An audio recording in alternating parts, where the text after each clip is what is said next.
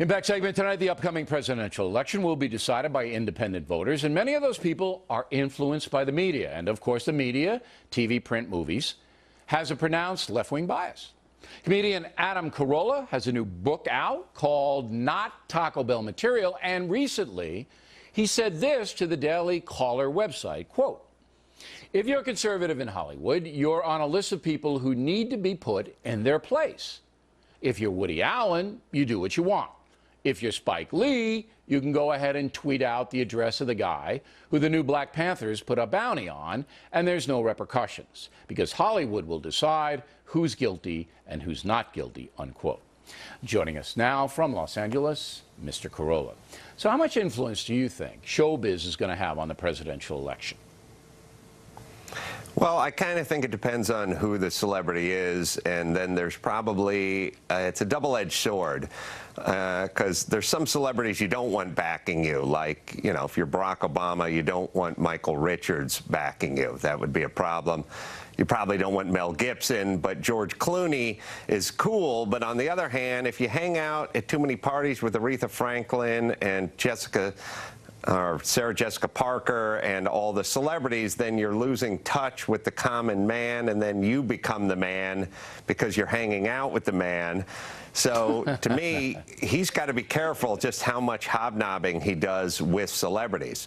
But there's no doubt that Hollywood is firmly behind Barack Obama, and they want to see him be reelected. And there are a lot of people who watch a lot of Hollywood-driven material. Talk shows, entertainment shows like Entertainment Tonight and all of that. And these kinds of programs are going to feature Barack Obama in a very positive light. Will that have any effect on the voting?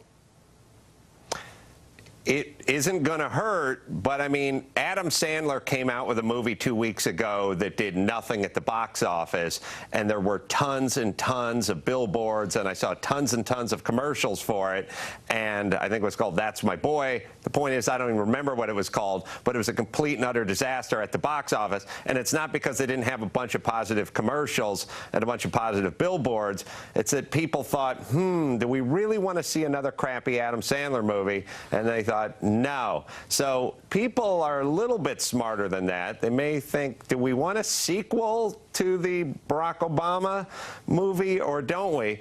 Bill, I had this interesting thought when I was driving in and thinking about the liberals and Hollywood and hipsters and how they all drive Priuses, right? Yep. What percentage of them would still drive a Prius if it was made by GM? I don't know. What percentage? Do you think it'd be quite a bit less? Do you think, so I don't know, because Toyota makes the Prius. What do you think, they like the Japanese? I think they don't like this country. I think if GM made a Prius, Michael Moore wouldn't drive it, and probably neither would the rest of the Hollywood Well, that was the community. point I was making in the previous segment with Gretchen Carlson, Culture Warriors, that there are a hardcore 15% of people who are Americans who don't like their country. You think that the Hollywood left doesn't like America? Do you really think that? I don't. I think it's somewhere in between. Like, do you think Sean Penn loves this country? No, I do not. I think that goes back to his father and the blacklist in the 50s and all of that. I do not believe Sean Penn loves the country. Right. And then there are many on the left that do, but never stop criticizing it. And it's one of these things where it's like you go, yeah, I love my sister dearly. I just wish she would lose 20 pounds and her skin would clear up and she'd learn how to be a sober mother. But at a certain point, yeah. How much do you love her? Yeah, that's right. I got it. Now, I have a suggestion for you, Carolla.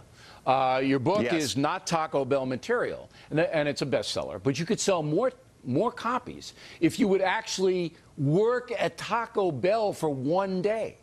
If Taco Bell were smart, they'd hire you, because they wouldn't hire Carolla when he was unknown. Now they should hire you. You should work there for a night. Unbelievable publicity. How about that? I'm all for it, but do you think that people who work around refried beans all day are smart? I mean, let's be honest. They're not the best and the that's why you brightest didn't over get the there. job in the first place, Carolla. You can't go in there saying that. You got to go in there with a burrito in your mouth. That's why they didn't hire you. Listen, if I go in there with a burrito in my mouth, they're going to call the cops and throw a butterfly net on me. That's all right. That would be more sales for the book. Adam Carolla, everybody, when we Yes, come right thank you. back.